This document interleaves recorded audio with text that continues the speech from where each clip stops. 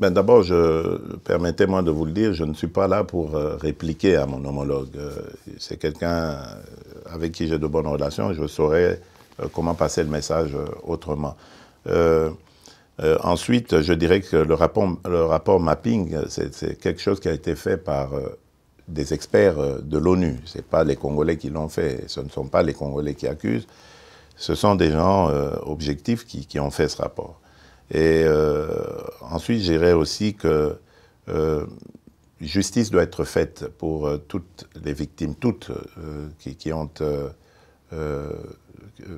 sont tombées, qui ont été arrachées à la vie au Congo et ailleurs dans la région.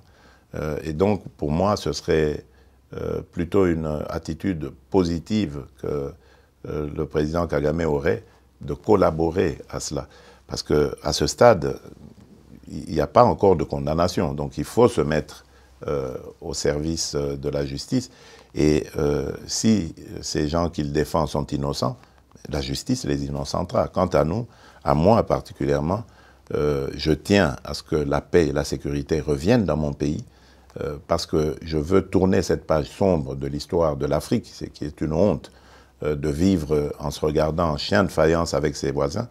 Je veux la paix pour mon peuple, mais pour les peuples voisins aussi, que nos pays se tournent vers leur développement plutôt que de se faire inutilement la guerre. Demain, lorsque cette paix sera une réalité, nous allons ouvrir ces pages aussi sombres avec la justice congolaise et voir dans quelle mesure nous pourrons régler les méfaits du passé par une justice transitionnelle ou par une justice pénale, enfin, peu importe.